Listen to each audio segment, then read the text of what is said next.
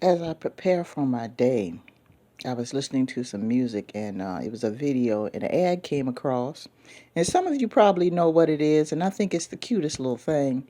It's a promotion for the program Hooked on Phonics. And for those of you who don't know what Hooked on Phonics is, it's been around for a good 20 years now, and it's a program that helps children learn how to read and pronounce and understand language.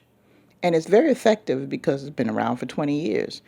And it's a little conversation that the parents have with the little girl in the form of an intervention where they confront her behaviors. Um, they don't understand the fact that she's using big words, and they're trying to talk her out of using the big words because they don't understand what's going on. And that made me think about a topic to speak on. Right, there are some parents, and I don't know who I'm talking to.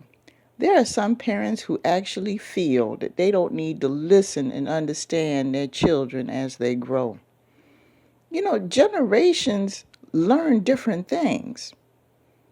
When you bring a person into the world, that's a new generation. So they're going to be exposed to different types of knowledge. And as they grow and get older, they're going to learn things that you are not exposed to.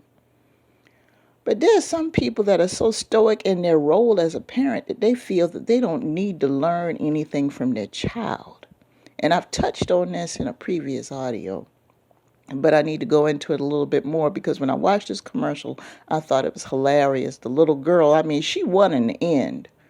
And the parents basically told her, and they broke it down because I watched the ad all the way through. Most of y'all usually click off on it, but the next time you come across this ad, watch it all the way through because there's a lesson in it.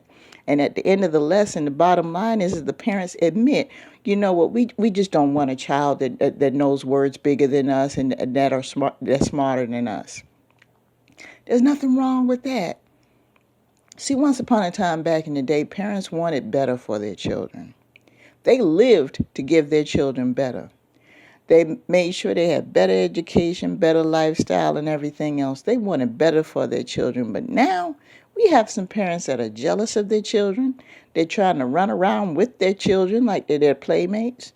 There are parents that are even trying to stop their children from being better, and I do not understand it. I was raised up in a generation where the parents and the grandparents, they did what they could on their end, but they made sure that their children and grandchildren were always living better than them. They weren't wallowing in their bullshit. They weren't wallowing in their misery. And you're wondering why there's a breakdown of the family. You know how many people, young people I've spoken to, who are trying the best they can, but they have a dream. Maybe they want to leave the state for a better job. Maybe they want to move on into another career. And they have that desire, but they're so afraid. The number one reason for not doing it because they know it's going to advance their position is because of their parent. Or because of their grandparent or whoever it is that raised them. If I do it so and so, Big Mama's going to die. Where did that come from? At what point in society did we get to where we didn't want our children to advance? Some of you guys need to pull up some of those old movies where you see where the child got a certain age and they left home. They cried and boo-hooed and everything else, but they let the child move on. You don't have that nowadays. You got 3 generations of people living underneath the roof and 1 generation don't even want to be there. You know what that does to a person when you don't let them become who they want to be? It messes with their psyche. It causes irreparable damage. Those desires and those dreams are there for a reason. We all have a universal purpose. And just because it doesn't fit into your reality at the time, it has nothing to do with you. Yes, you physically brought that person into this world and you physically took care of them, but their spirit belongs to them and the Creator. It doesn't belong to you. Let me say that again because some of y'all need to hear this.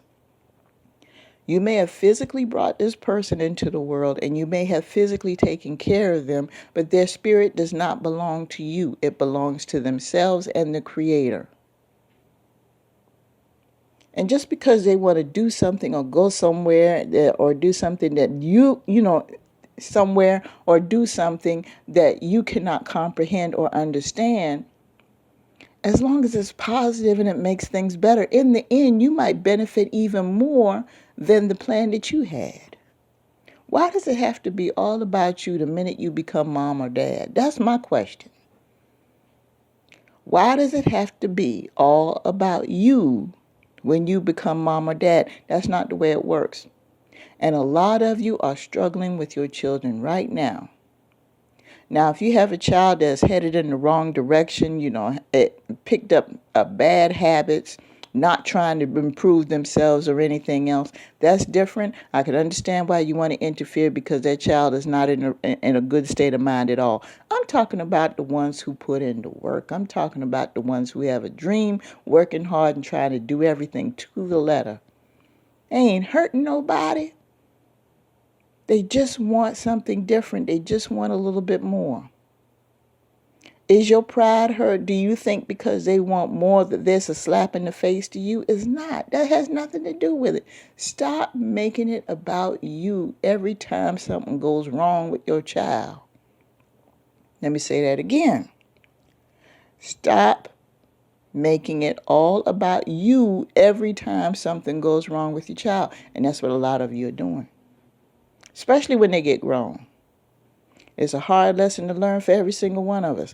None of us parents were perfect.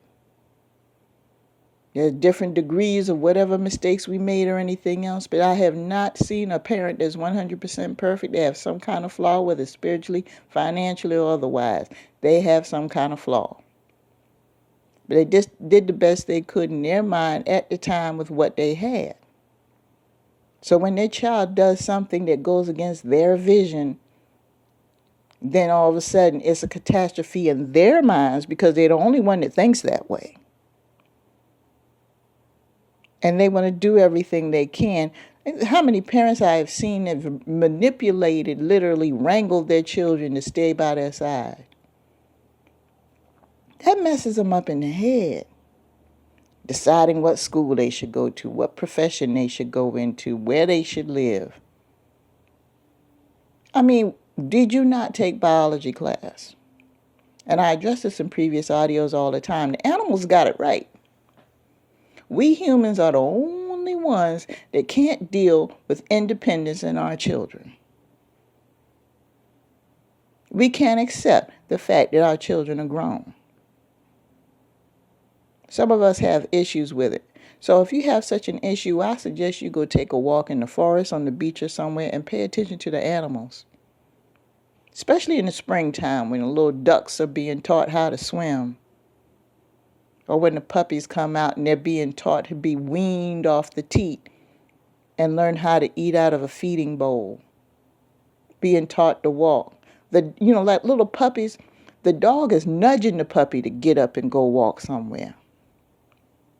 The female dog starts to distance herself from the puppies when they get a certain age so they won't nurse on her teats anymore.